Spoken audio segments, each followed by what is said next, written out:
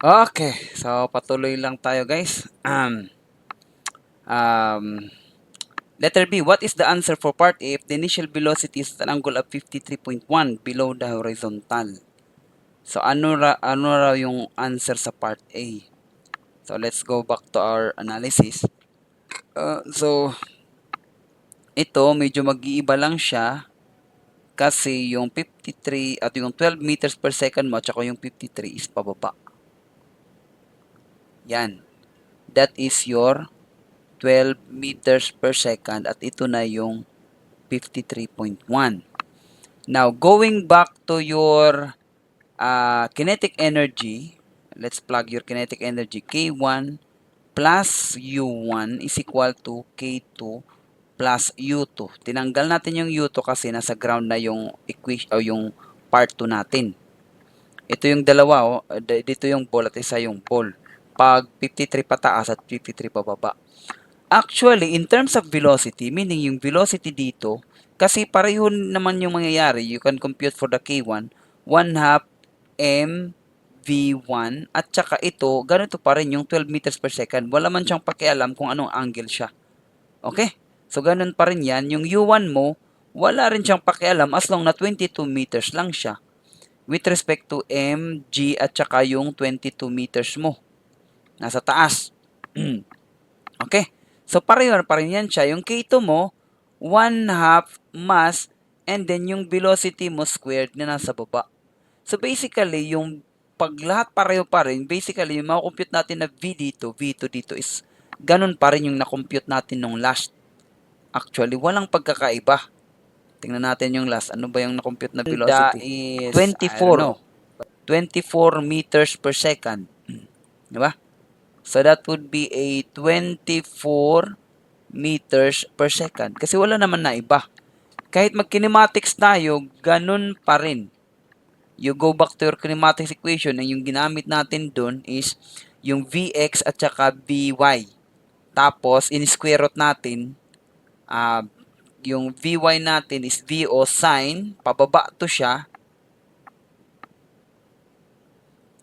Vo sine, pababa to siya. Hindi natin ginamit to kasi nag-time tayo eh. Naggamit tayo ng Vy. Saan ba yung Vy na ginamit natin? Yung Vx ito sigurado.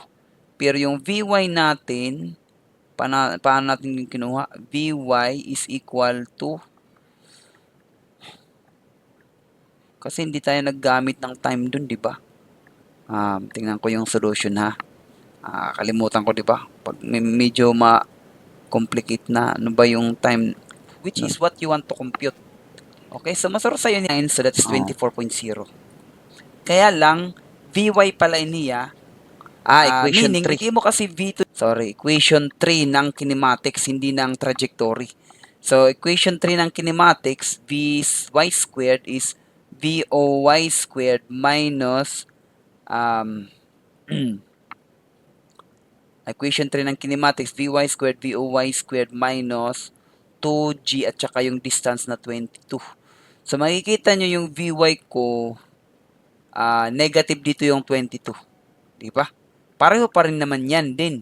Yung Voy squared ko, Voy, ito pa rin yung 12 meters per second. Walang angle yan.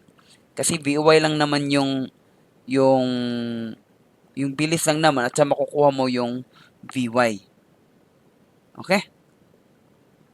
So, pareho pa rin to. Magbibigay pa rin to ng V2 which is 24.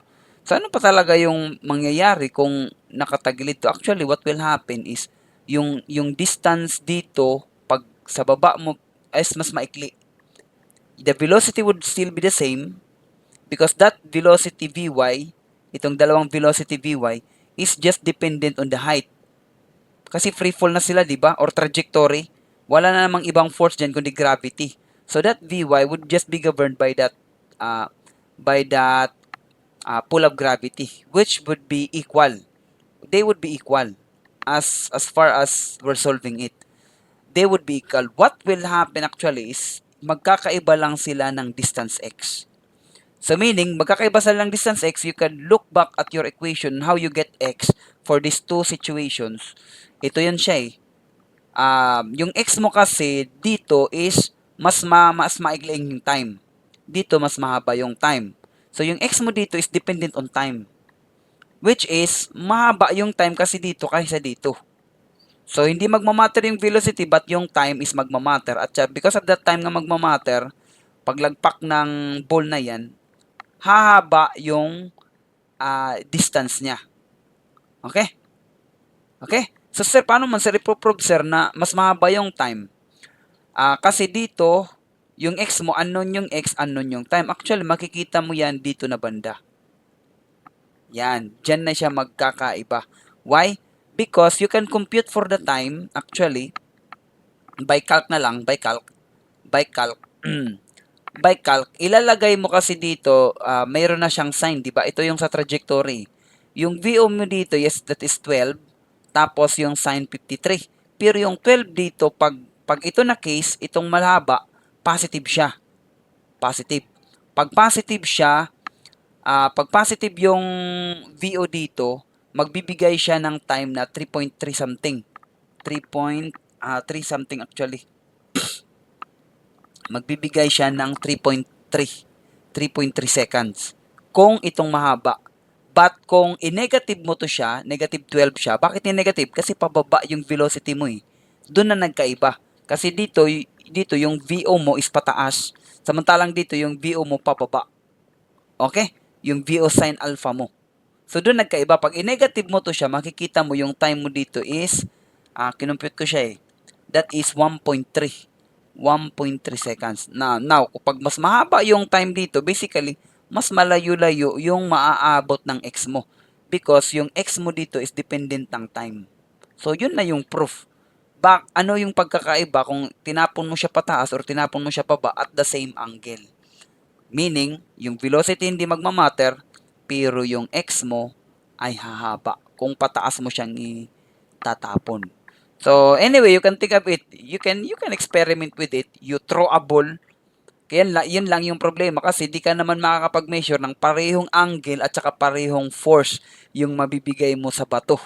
But anyway, if you have something, this is a good experiment actually.